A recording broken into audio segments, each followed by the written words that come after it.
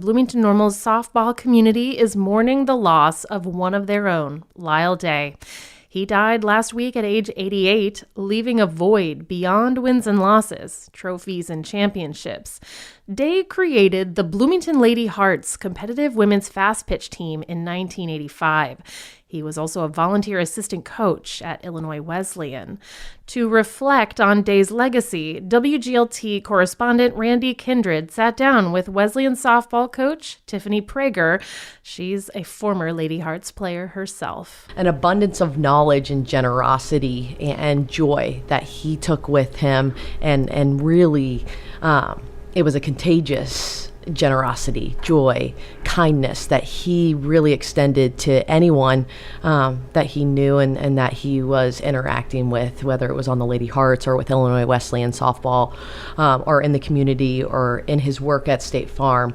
It was very evident that Lyle was that person in every facet of his life. When you would have played for the Lady Hearts, was that during your college years and then maybe even a year or two beyond that? Or yeah, I was very fortunate enough to be approached. I think it was after my freshman season or maybe during my freshman season over at Illinois State University. Having that opportunity afforded to me totally changed not only the trajectory of my career, but my life as well. And there's so many great memories that I have from my time playing at the Hearts organization. It also allowed me to play with teammates that were local, whether it was from Illinois State or Illinois Wesleyan or other universities as well. And so just that experience in itself, you can't put a number on. The Olympic team went on 4 pre-Olympic tours, and Lyle was instrumental in getting them to make a stop in Bloomington Normal all 4 of those years. So every time the Olympic team was prepping for the Olympics, they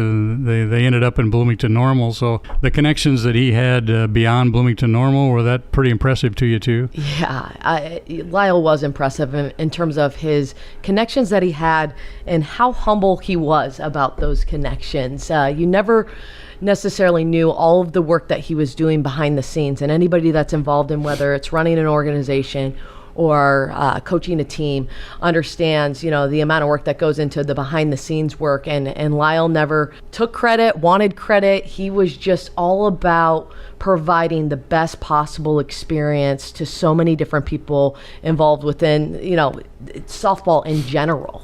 And I think that really speaks volumes to who he was and how he went about things. And he just was such a humble heart, too.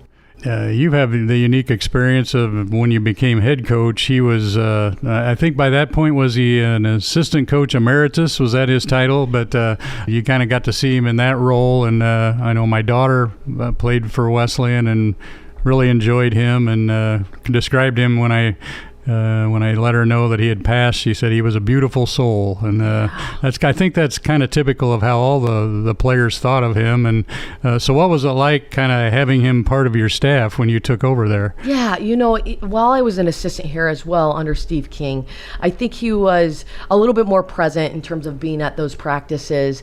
And I got to tell you, he continued to have a presence where he would send an encouraging email, send an encouraging call about things that were going on within the season, and then sometimes just send a story that had nothing to do with Illinois Wesleyan. It was just a softball story that he was sharing to not only help me feel that everything was going to be okay if we were in a tough part of the season or if things were going well. He was always so generous and kind with his words. But I do remember, especially while I was an assistant with Steve King, he would walk while people were playing catch, and they said that Lyle had a bubble around him. Some missed throws would just barely miss him. Meanwhile, other coaches are kind of standing there and they get hit by the ball. But I think that he was such a great person that somebody was looking out for him to make sure that he stayed safe and sound. But he really was still connected to the program and followed everything that was going on, and just such a great guy. And at that point, did he watch the games mainly from like the first row of the bleachers, and then he would afterwards maybe, like you said, send you an email or and really it was a little bit more limited as we went on throughout the course of the last few years. But yes, he would still try and be at the games or follow them from his home. But he would always send an encouraging note, and I'm really, really blessed and lucky to have known to have known Lyle, and then also just have the interactions that I've had for so many years. I probably knew him for over 40 years, and I never saw him having a bad day. I don't know if you did or not, but did you ever see him down really about anything? He always had a positive attitude, just a upbeat demeanor, and a smile on his face. And that just, that is how he presented himself in every single area of life. And you know that he was that way at home as well.